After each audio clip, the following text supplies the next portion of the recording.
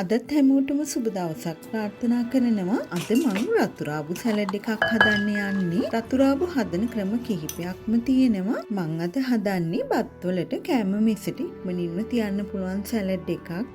Salad එකට රාබු කොළ ගන්නෙ නැහැ. ඒවා වෙනම සම්බෝලයක් හරි ටෙම්පරාදුවක් හරි හදාගන්න පුළුවන්. මුලින්ම රාබු ටික සෝද ගන්න ඕනේ. මම මේ විදිහට දෙපැත්ත කපලා වතුරට දාගන්නවා.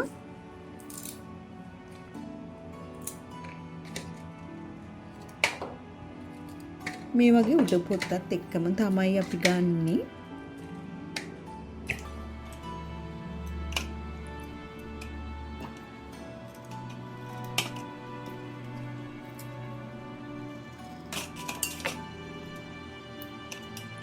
දැන් හොඳින් රාබු ටික සෝද ගමු.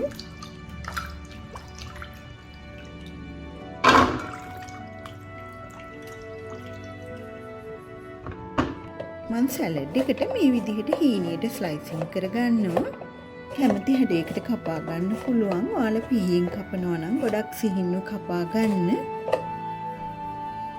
මේ විදිහට සිහින්ව.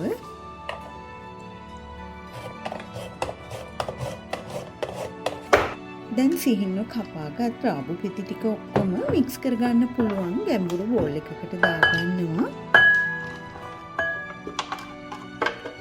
මම මේ විදිහට හීනියට තමයි ස්ලයිස් කරගත්තේ. ඊළඟට ලුණු ගෙඩි භාගයක් කපා ගන්නවා. මම yellow onion එක අරන් තියෙන්නේ. white onion එකත් හොඳයි. ඔයාලා ළඟ තියෙන ලුණු වර්ගයක් දාගන්න.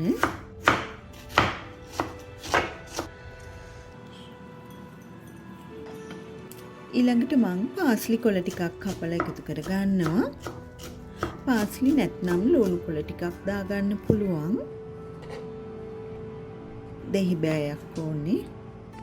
අපි දැන් රතුරාබු වලට ලුණු සහ පාස්ලි කොළ කපලා එකතු කරගත්තා.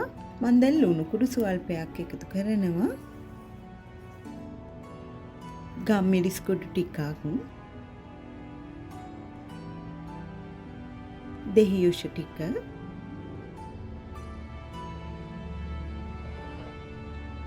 ඇපල් සයිඩර් විනාගිරි. සහ අන්තිමට මම ඔලිව් තෙල් එකතු කරනවා. දැන් මේ ඔක්කොම හොඳින් මිශ්‍ර කරගන්න තියෙන්නේ. විනාගිරි පාවිච්චි කරන්න අකමැති කෙනෙකුට දෙහි යොෂ ටිකක්ම වැඩිපුර එකතු කරගන්න පුළුවන්.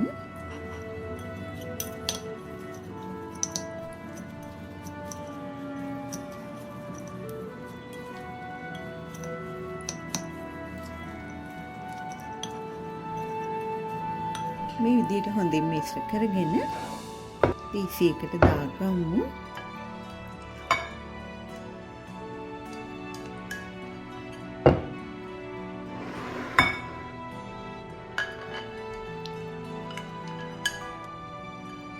ඔන්න අපි ඉක්මනින්ම රසවත් රතුරාබු සැලඩ් එකක් හදාගත්තා. තවත් රතුරාබු හදන ක්‍රම කිහිපයක්ම මම ඔයාලට ඉදිරියේදී කියලා දෙන්නම්. එහෙනම් හමු වෙමු ඉක්මනින්ම.